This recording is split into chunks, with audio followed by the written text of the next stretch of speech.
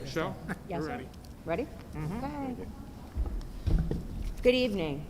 We'd like to call the meeting to order and welcome everybody.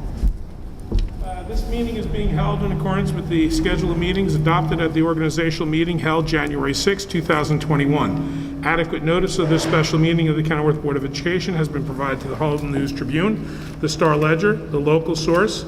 A copy has been filed with the Kenilworth Borough Clerk, posted in the board office, the Kenilworth Borough Hall, Burley and Harding Schools, as is provided by the Open Public Meetings Act. Okay. Thank you, Mr. Ganella. Can everyone please join me and rise for the salute to the flag?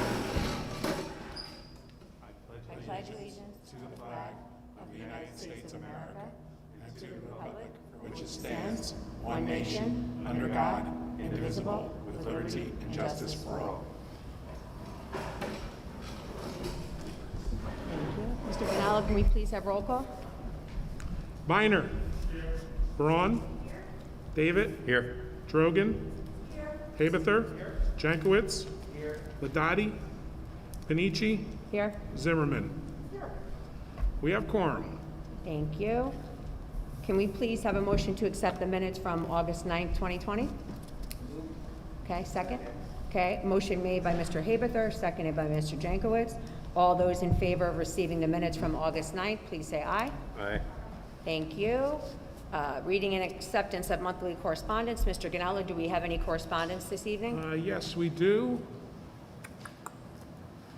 We have an email dated 8/9 from Janine Parcella to myself and Mr. Arlington regarding the 2021-22 mask mandate. That is public correspondence for the month. Okay, thank you so much. Can we please have a motion to accept the monthly correspondence? Second. Okay, motion made by Mr. Habather, seconded by Mr. David. All those in favor of accepting the public correspondence, please say aye. Aye. Thank you. Mr. Arlington, Superintendent's report and presentation. Thank you. Thank you.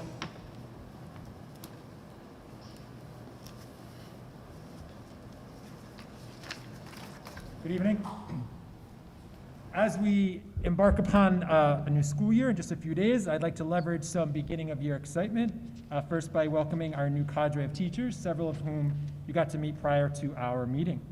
I had the opportunity to work with them directly over the last few days as part of new teacher orientation, so I can attest to firsthand that this is a really great, thoughtful, collaborative, and engaged group, and I'm looking forward to seeing them in action. I'm positive they'll help actualize the theory of the spillover effect. What's that, you ask? I'm glad you asked. Yeah, look at this.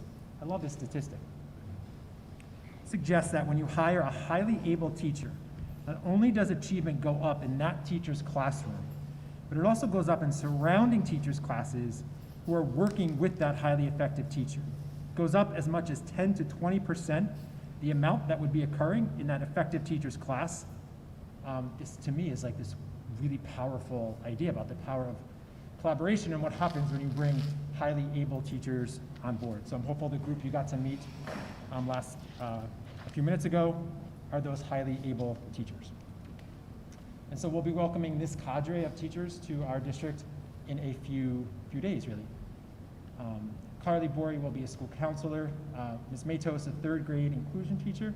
Eileen Mund and Tikwa Knight, both language and learning disabled, teachers for the language and learning disabled. Leslie Shaw will help build our alternative program. Maureen Francisco will help build our life skills program. Jillian and Yaleen will be school psychologists across the building. Brienne Long will be an English teacher at Burley. Brian Balze will be a social studies teacher at Burley. Max Westby, a language arts teacher. Shamali Ambik, computer science teacher. Mr. Kulo, a business.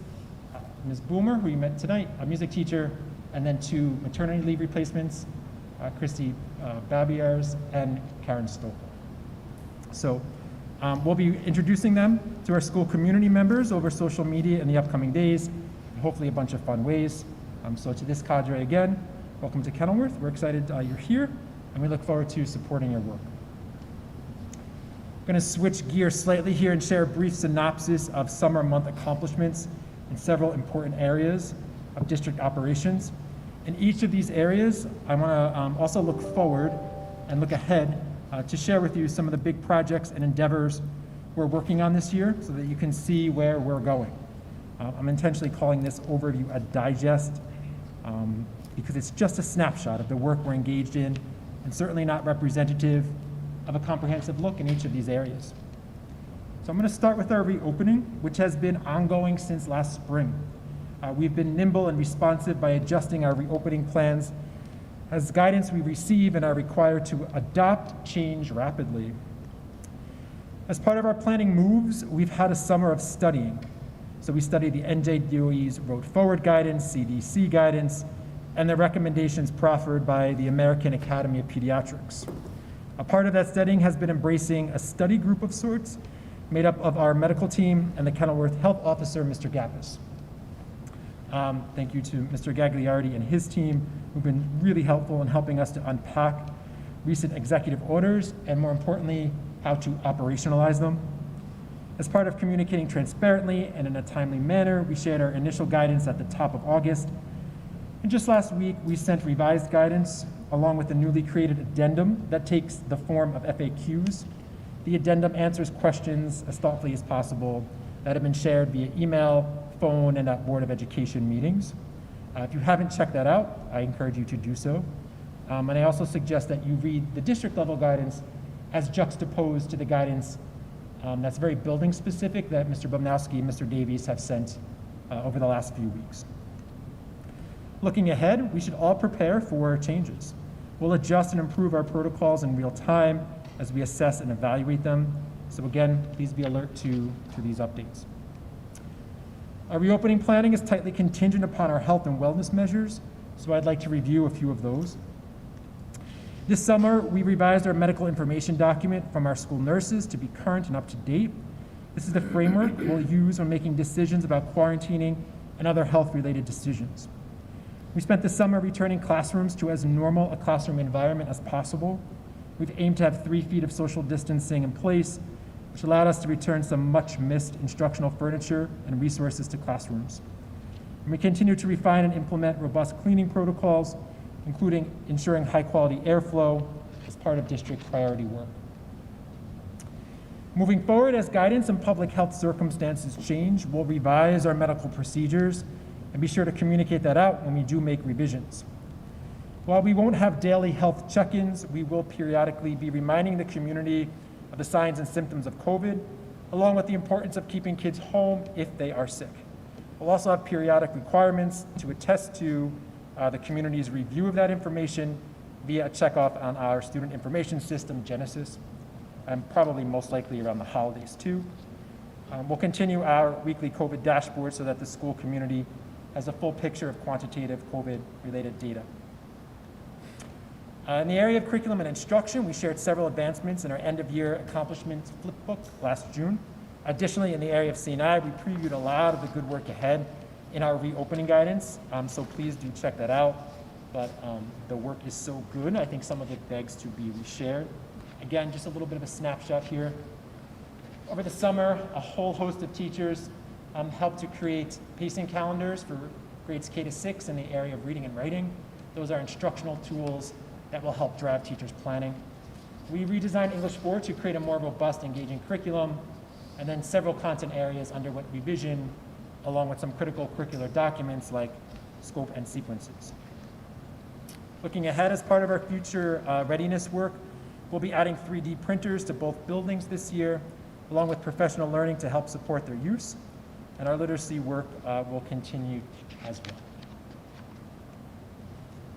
To support this work, we'll continue to enhance our professional learning systems. Over the past couple of years, I've tried to differentiate between professional development and professional learning. So like professional development, sometimes one and done, compliance driven.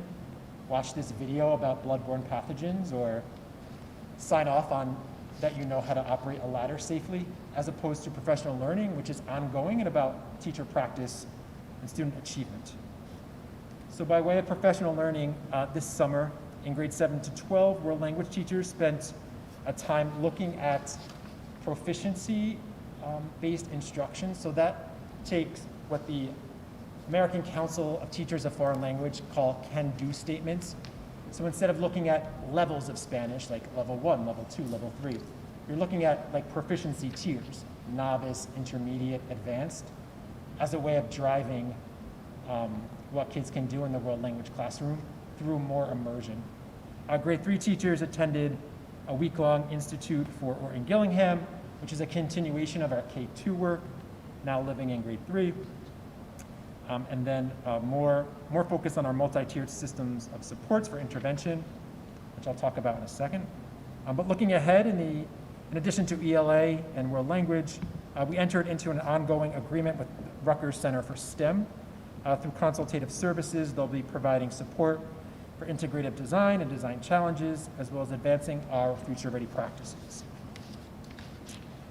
As I shared previously, the work coming out of Student Personnel Services last year, in my professional opinion, was gold standard. The work born out of the offices of our director, our counselors, our CST members, and her entire team. At the risk of sounding hyperbolic, I would hold up as exemplary against the efforts of any other New Jersey district. That's how proud and confident I am in that work around SEL, interventions, and mental health. And we continued that over the summer too. We had a successful extended school year program. I shared with you in updates and I think even board level presentations. We had some trouble staffing that, so we kind of outsourced it, which ended up working well because some of the highest performing extended school year teachers you just met in the atrium, we were able to compel to come join us as permanent faculty members.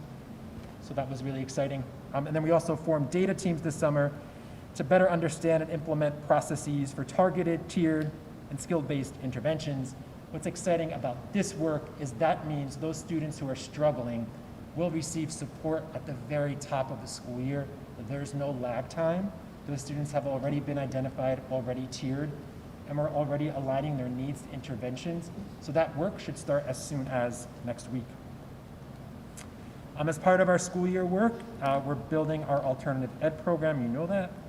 And as I shared today as part of my sort of daily countdown to the school year, we're transitioning to Rutgers UBHC in order to provide an additional level of Tier 2 and Tier 3 supports to supplement the work of our counselors, child study team members. Summer's always a busy time for technology, and this summer was no different. Several of these outcomes were born out of district-wide technology steering committee work, and that committee convened last year. This summer, the tech team configured new teacher laptops, prepared to ensure students have one-to-one access to Chromebooks, either through a one-to-one or a CART model. And then on the sort of wires and pliers side of the department, we installed and configured a new firewall, increased bandwidth, and provided for more secure technology connections. This year, we'll continue to rely on our technology facilitator to provide both job-embedded coaching to our teachers and to support our parents and guardians. We'll continue to use Google Classroom and expand our toolbox of digital tools and apps. Infrastructurally, we'll be installing sound amplification systems in our pre-K2 classrooms and also phase in interactive TVs to replace smart boards over time, starting with the district's oldest boards. We'll also upgrade older network switches too. I already shared a bit about personnel and introducing our new teachers, but there's more good news to share also. I'm really quite pleased with the interviewing process and the sort of standard operating procedure we put in place. We started the process early in the spring, wherever possible. We had multiple rounds of interviews, many committees, many demo lessons. If you name it, we did it. So I'm hopeful that the cadre of teachers we have are those highly able teachers that will help to cause that spillover effect. And as I wrote to you about previously, we refreshed and revitalized new teacher orientation, looking to make it more community building and problem-based and less sit and get. Looking ahead, we'll be having more frequent check-ins with our pre-tenure teachers to provide a system of support. This summer, I began the process of really carving out time to prioritize conducting exit interviews with employees. So already I've had the opportunity to meet with some aides and teachers by way of learning what the employee experience is like here and ultimately to make us better. And finally, as you know, my research and leadership interests are around professional coaching as a model of support. So the role of technology facilitator and interventions coordinator are positions I felt strongly about that help support a coaching model. And this year I want to study where coaches might help us even further to attain our district goals. And finally, nothing happens until it happens to students, right? So I'm penultimately ending here with the student experience. The work in this area is too expansive and too far-reaching just for a slide or two, but selfishly, I figured I would share what I'm most excited about for our students. Again, looking at the summer, we held a really successful middle school Back to Basics program. It was hands-on, it was problem-based, it was generally a lot of fun. School Leader magazine saw it as an exemplar too and wrote about it in their New Jersey publication. Camp College, I think this was our first Camp College, and it was pretty cool to see 30, 35 kids really focused on future planning. Mr. Gannell and I got to serve as interviewers and help students with mock interview experiences. They got to play admission counselors, so they got to look at data and decide whether students were getting in based on their resume and data. And we hope to build on those college and career-ready experiences during the year too. And of course, we had this summer a return to athletics with fewer restrictions. Looking ahead, just a sampling, there are some new district-run and student-sponsored clubs. Actually, on tonight's agenda, there's an ad hoc club that I'm recommending for approval, the Spanish Club. The founder of that club is Hector Theroux. Hector's here tonight. Hector, so I hope during public comment, maybe you can say a word or two about your club and what you hope to achieve there. I know Harding's really excited to have additional focus groups, and then a return to some fan favorites like homecoming. I wasn't quite sure where to put these last sort of hodgepodge items, so I categorized them under district operations, just in looking ahead. I spent some time, or I am spending some time looking for more interactive communication tools. So I stand by the consistency and the quality of our communication, but they were pretty one-way, right? They were from the district out. We didn't have a lot of bi-directional communication, so that's something I want to look at more seriously. As it relates to upcoming board presentations, I've been telling you in my Friday updates, September will focus on district and school goals, and October, state of the schools and our rankings. This year we are in the cohort that is going to undergo full CUSAC monitoring, which is the state's compliance system, right? So in dozens and dozens of indicators in the areas of instruction and program, operations, governance, personnel, and finance. We need to show compliance, and so we're gearing up for that now, and we're in the very, very infantile stages of discussion and planning for a September 2022 bond referendum. Over the next couple of weeks, we'll be figuring out ways to get board input on projects and helping to build a case for support for that referendum, which helps keep us moving in a direction of advancement. Any questions? No? There are also a lot of great achievements and work done in buildings and grounds, so much so that it deserves its own attention and its own presenter. And that presenter is Mr. Gannell. So he will share some projects in B&G.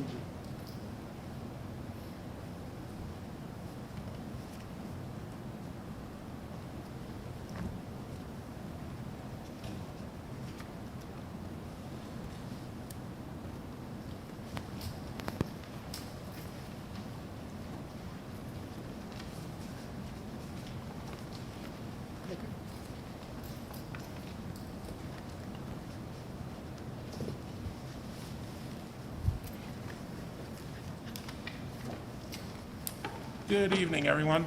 It's my pleasure this evening to present some of the projects that we've been working on this summer. Last summer was kind of devoid of projects. We were really spending time on measuring furniture and putting out cleaning utensils, and we did some upgrades to our HVAC system. We really took a step back last year and did not focus on some of the projects that we had intended to do. So this year we kind of doubled our efforts, and I do have to commend our staff for the accomplishments that they did. So the other night at the Finance and Facility Committee meeting, we reviewed the projects that we undertook this summer.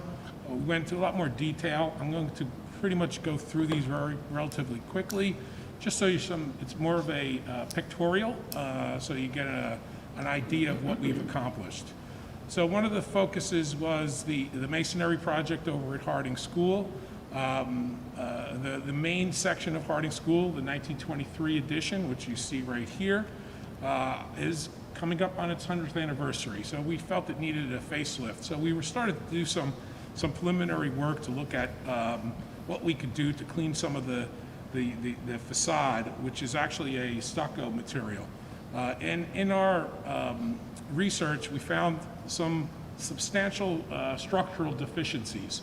And you can see here, these are window lintels, and where you can see the actual metal is actually completely rotted.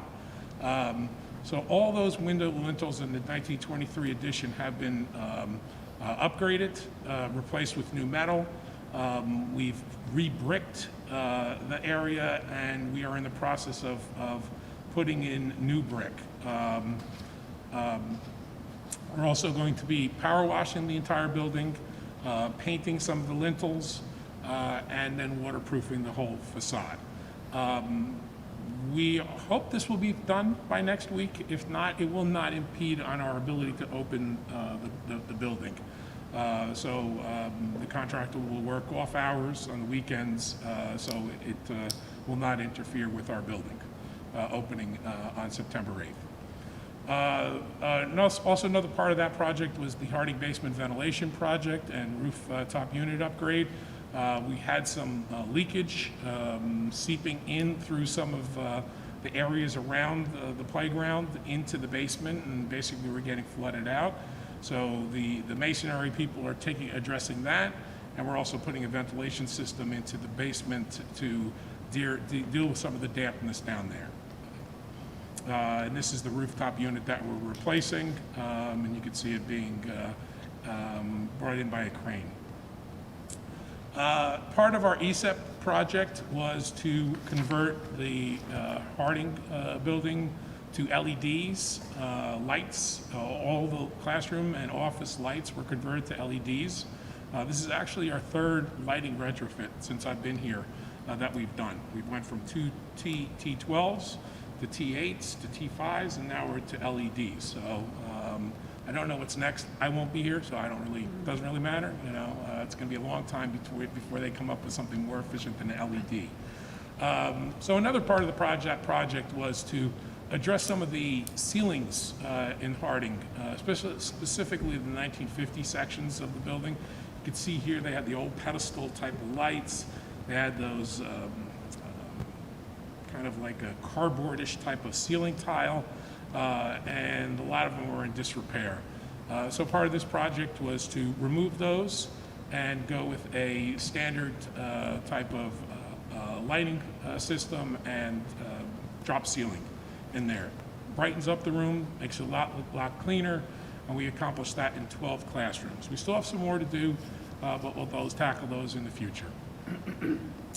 Another project that we're very proud of is the Harding gym renovation project. As you know, 2 years ago we tackled the Brearley gym, which was a major renovation.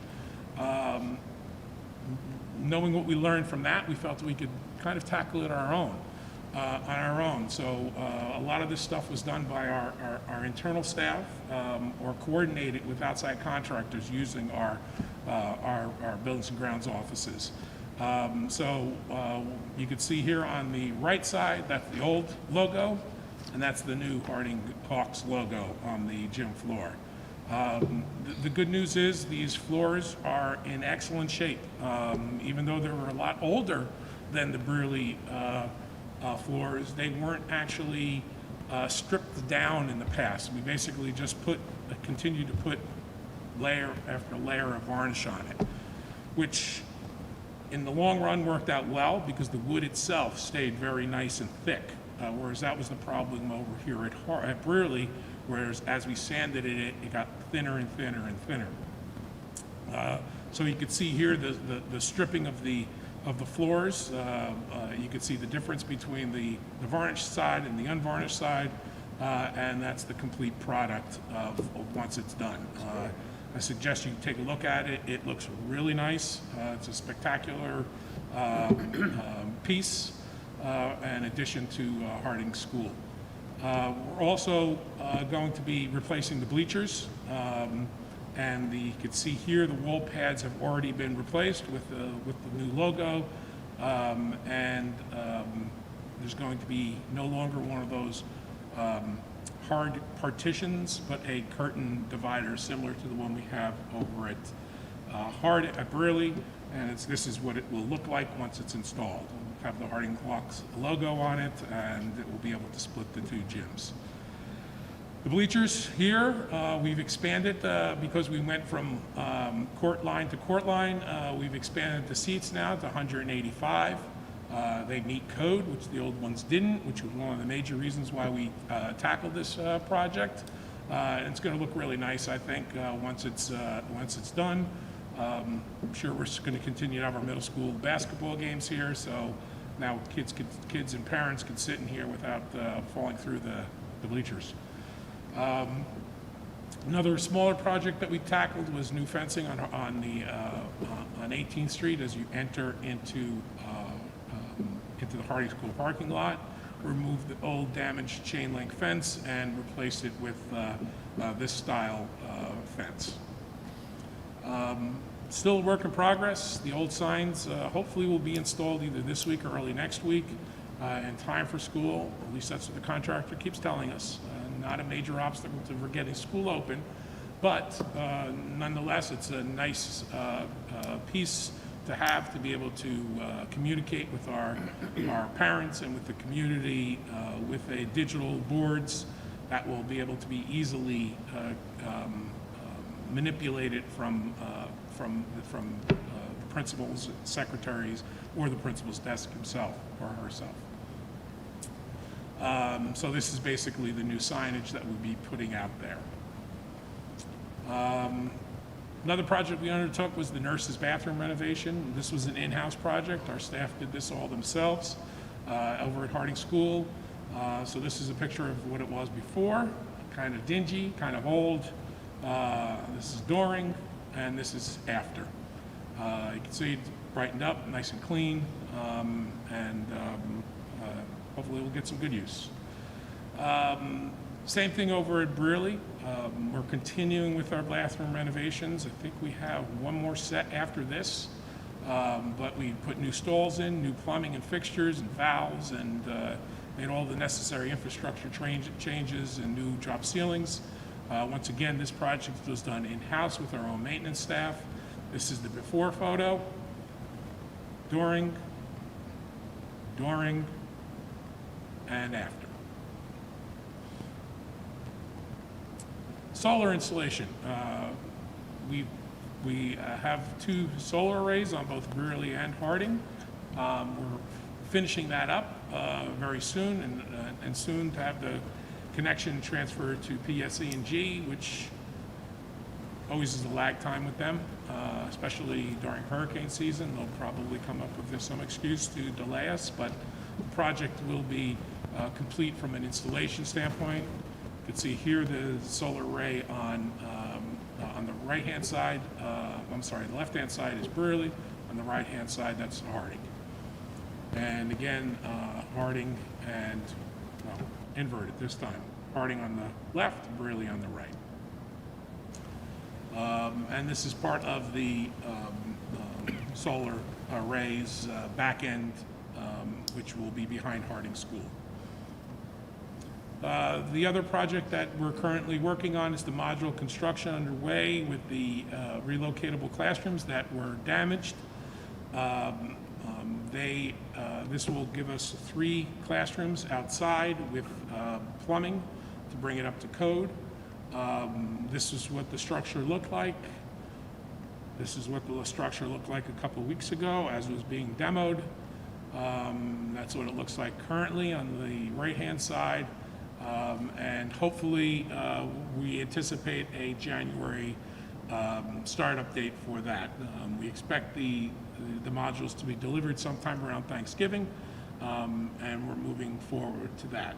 We're scheduling a meeting with the planning board sometime in September or October. I'm not sure specifically when, but we'll be meeting before the borough's planning board to review the project with them. I'd like to thank our custodial staff. They really did an outstanding job this year under some difficult conditions. We had summer school up until the first week of August, which impeded their ability to get into a lot of the classrooms. Been a lot of contractors around, so it was a lot of logistical work for our custodial staff. But as you can see here, they did a nice job in cleaning some of the rooms and waxing the floors. You can see this floor in here looks great. Got a lot of the classroom furniture that was put into storage back into the classrooms, which was another big undertaking. Finally, I'd also like to thank our maintenance crew, Mr. Vanderzee, who, as you will see on our agenda this evening, will be leaving us to go to a new district, and I wish him all the best. I've enjoyed working with Drew as a colleague and a friend. I'm truly going to miss him. But I would like to thank his efforts and his entire department's efforts. Finally, a plug for our website. He does have a nice website on our section on our website that has a whole bunch of interesting stuff, whether it be lead water testing or asbestos or whatever you like to know about the Buildings and Grounds Department. So, thank you. Are there any questions? Okay. Thank you, Mr. Ganella.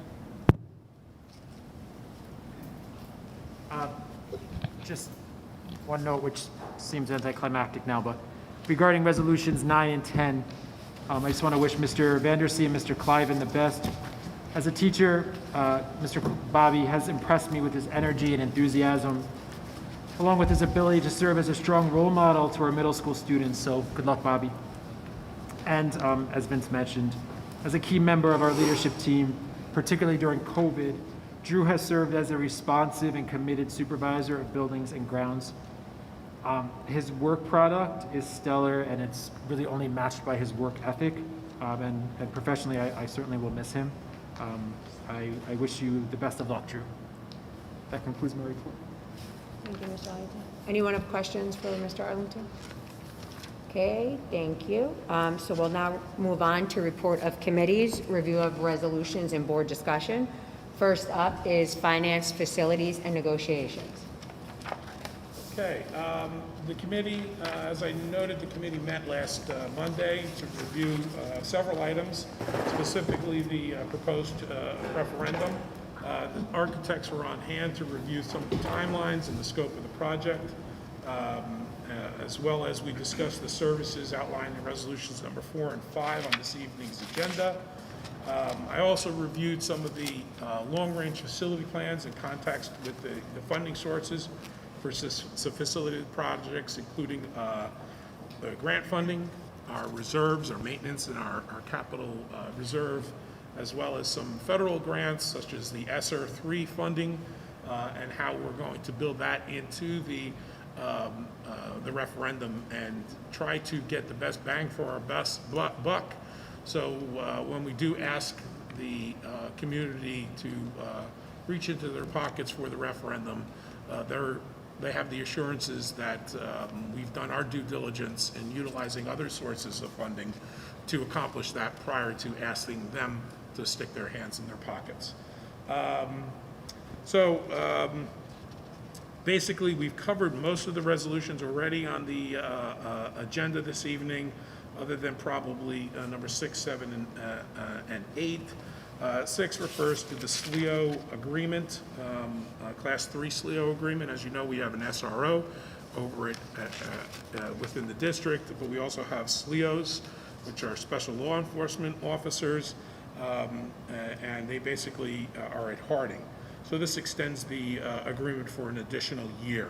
This SRO agreement is a 3-year. This is a year-to-year agreement. The second one is the Crisis Emergency Response Plan that reviews all of our emergency crisis planning. It is a confidential document that is shared with the staff, so they know how to deal with emergency situations and drills of that nature.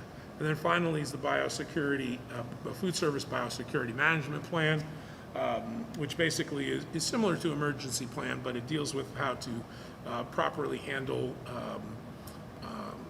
food and prevent the possibility of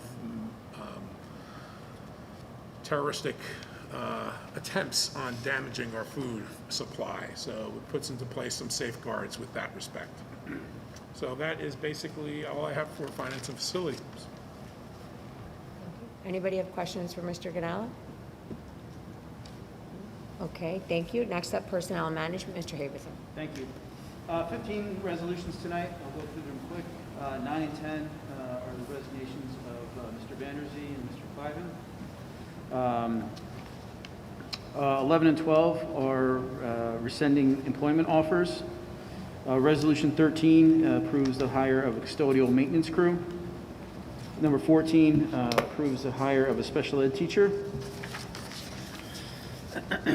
Number 15 is a leave replacement for a maternity leave replacement. Resolution 16 is adjust the schedule of a Harding physical education teacher. Resolution 17 approves additional teaching sections for the 21-22 school year. Resolution 18 approves co-curricular stipend positions for the 21-22 school year. Resolution 19 is the approval of athletic stipends for the 21 and 22 school year. Resolution 20 approves paraprofessional and lunch aides for the upcoming school year.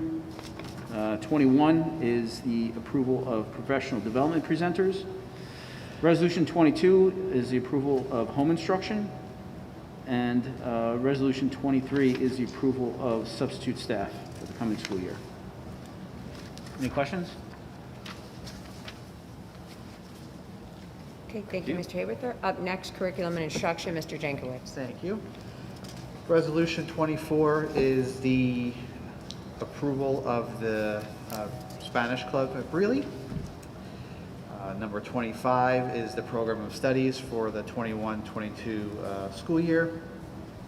Resolution 26 is the district nursing services plan for the school year 21-22.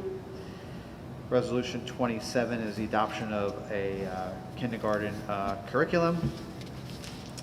And Resolution 28 is adoption of the emergency virtual or remote instruction plan. And that is it. Does anyone have any questions? Okay, thank you, Mr. Jankowicz. Next up, Policy Review, Mrs. Braun. Sure. Resolution 29 is an update to a job description, policy and regulation 1400, and policy 3111, and it's regarding the Harding School Band Director. Resolution 30 is a first reading for policy 1648.11, road forward COVID-19 health and safety. It's mandatory. And policy is our commitment to follow the New Jersey DOE's road forward, which is the guidance we must follow to reopen the schools. Resolution 31 is a second reading to adopt policy and regulation 5460.02, Bridge Year Pilot Program, which is mandatory.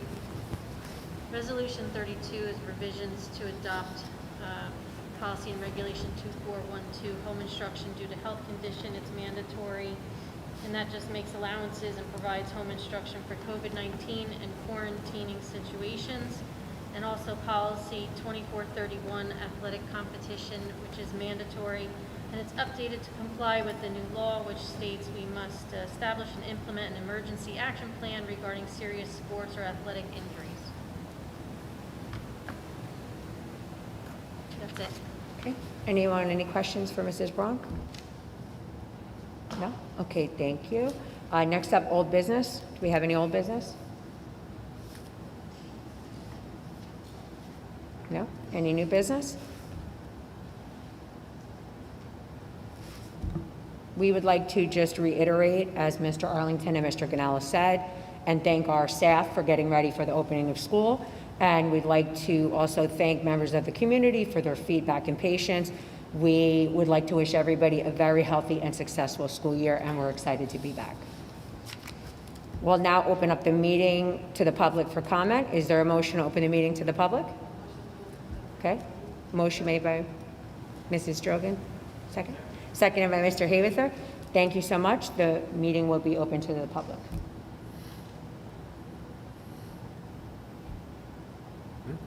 Mr. Gallo, do you want me to read the... Yes. Public comment will now be accepted. Board of Education sets a limit for the public to speak at the board meeting to 5 minutes per person unless prior permission is been granted by the Board of Education for extended time pursuant to the Kenilworth Board of Education Bylaw 0167. Thank you. Meeting's open to the public if anyone wants to step up at this time. I make a motion to close the public portion of the meeting. Okay, motion made by Mr. David, seconded by Mr. Havether. Meeting is now closed to the public for comment. Mr. Ganello, can we please have a roll call of resolutions? Yes. Thank you. Okay, this is for all the resolutions on the agenda. Are there any that need to be voted on separately? Number 3. Okay.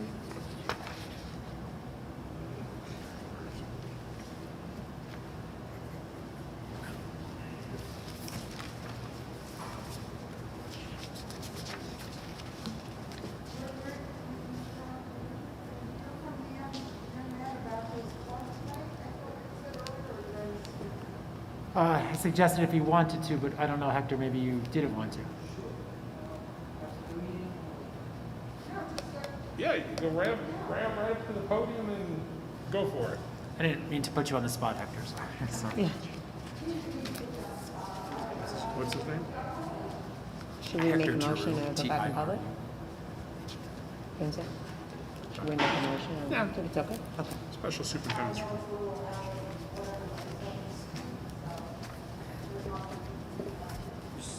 Is it on? Yep. Good evening, everyone. I would like to thank you all for the opportunity to open the Spanish Club this school year. I'm very, very excited to start the club. I have ideas to introduce the more Spanish language. A part of the club, we're going to help the students with their homework, and if they need Spanish homework help. We're also going to look at the culture in different Spanish-speaking countries and see how they're different in each country. And I also plan to have guest speakers, virtual. That's about it. Thanks, Hector. Thank you. Looking forward to hearing how the club goes and ways we can support it. Thank you, sir.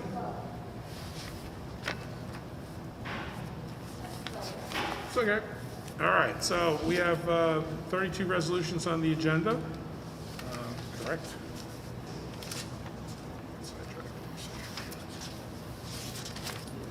Yep. Yes. So this is for resolutions 1 through 32 on the agenda, excluding number 3. Biner. Yes. Braun. David. Yes. Drogan. Yes. Havether. Yes. Jankowitz. Yes. Zimmerman. Panici. Yes. Motion's carry unanimously. Thank And you. this is for resolution number 3 on the agenda. Biner. Yes. Braun. Yes. David. Yes. Drogan. Yes. Havether. Yes. Jankowitz. Yes. Zimmerman.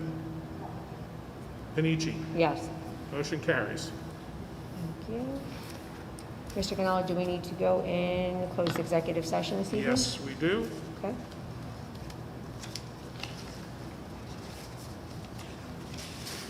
Okay.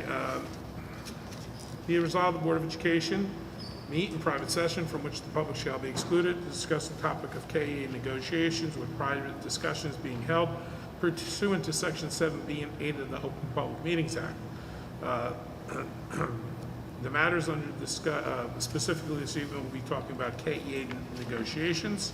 The matters under discussion will be disclosed to the public as soon as final decisions are made and voted upon. We will not be returning from closed session to vote on this evening, so therefore this will be the conclusion of the live stream.